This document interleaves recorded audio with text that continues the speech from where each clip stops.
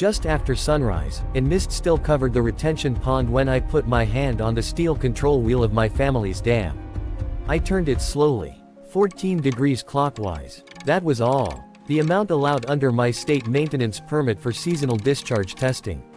For a few seconds, nothing happened. Then the gate opened. Brown water began moving downstream. Not a flood, not a breach, not an accident. A completely legal release from a privately owned irrigation system that had been operating since 1968. My phone vibrated. Then again. HOA board members. And somewhere beyond the cedar trees, I could hear sirens approaching. 37 houses had been built on land they didn't own. And now their entire drainage system was about to reveal a problem they had spent almost a year pretending didn't exist. But to understand why I opened that gate, you have to go back 11 months.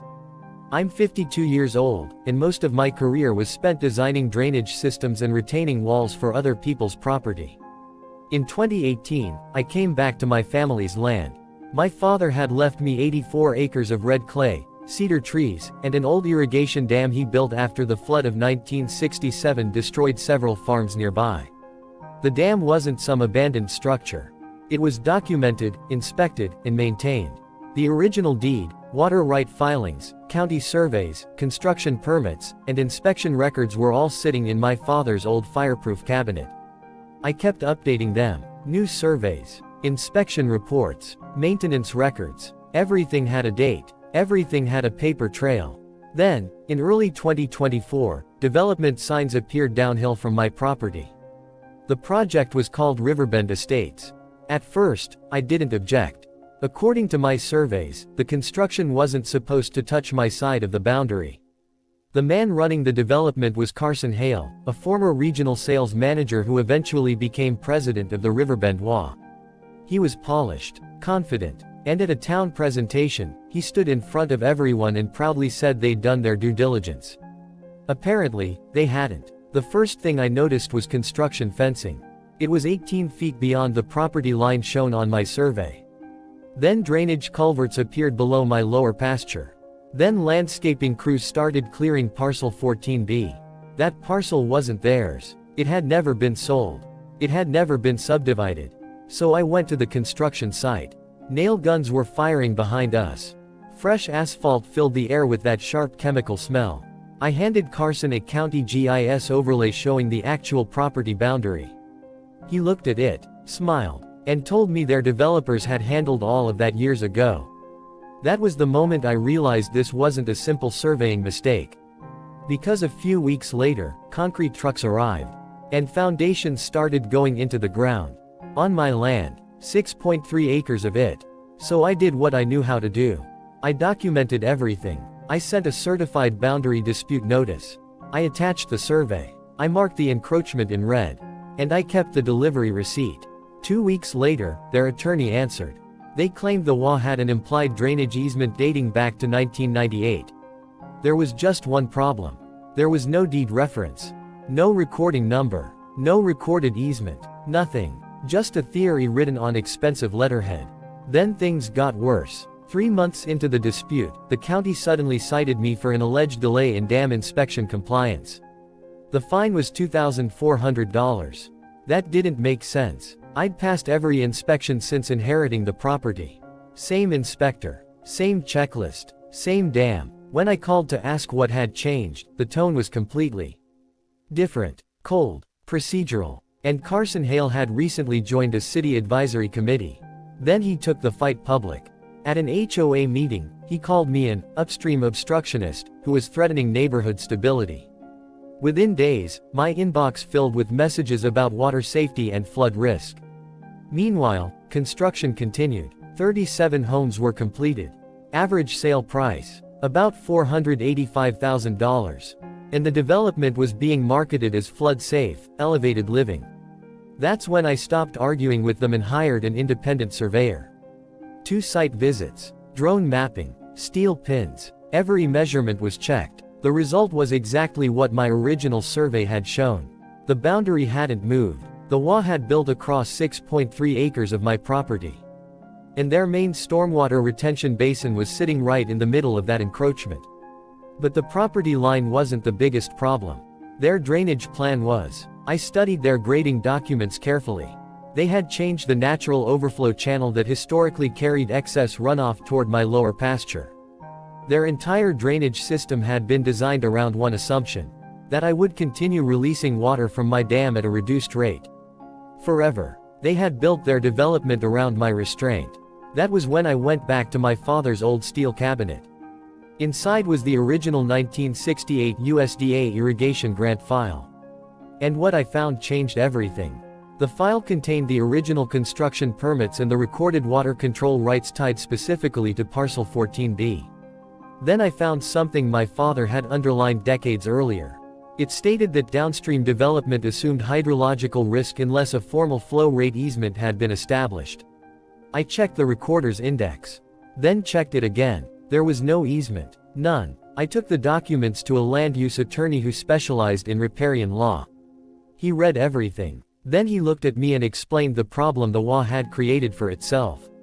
They had built their drainage dependency into their grading plan without obtaining the legal right to control my discharge. He confirmed 3 critical points.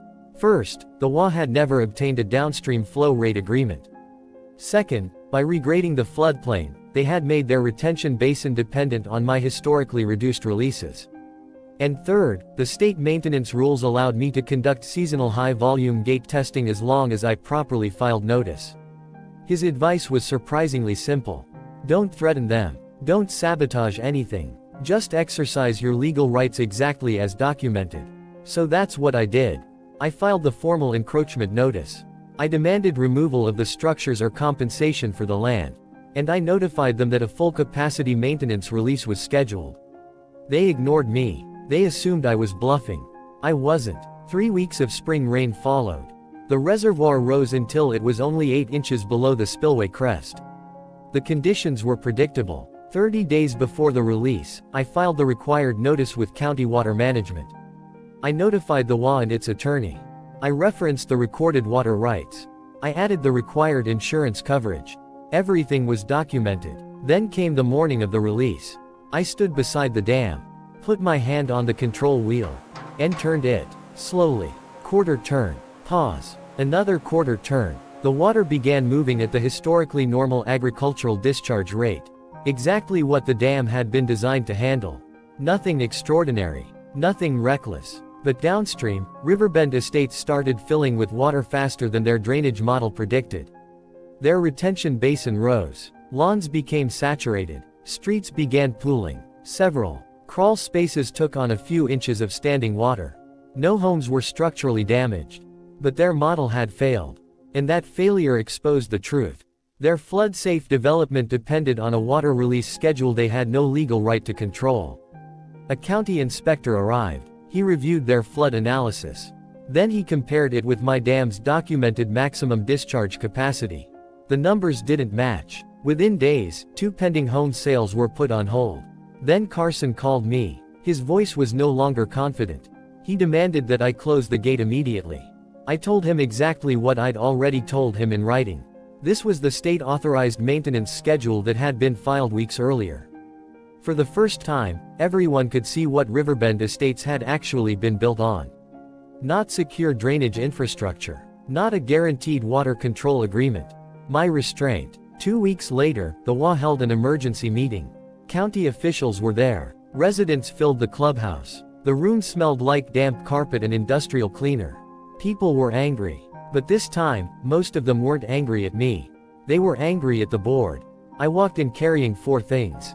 The boundary survey, the 1968 water rights filing, the encroachment maps, and 12 years of dam inspection records. I placed them on the table. No speech, no yelling, no threats. The county floodplain administrator stood beside the projector. He reviewed both sets of documents. Then he said something that silenced the entire room. If maximum discharge occurred annually, 23 of those homes could be reclassified into a different FEMA flood zone. You could feel the room change. Chairs stopped moving. Whispers disappeared. Carson tried to defend the development by talking about historical consistency and neighborhood expectations. Their own attorney interrupted him. Consistency wasn't a contractual obligation. I slid one final page across the table. It was the value of the land they had taken. 6.3 acres. At the fair market value. Plus documented drainage impacts. Total claim. $311,400 before legal fees. I didn't raise my voice. I didn't threaten anyone. I just showed them the math. And suddenly, the power dynamic changed.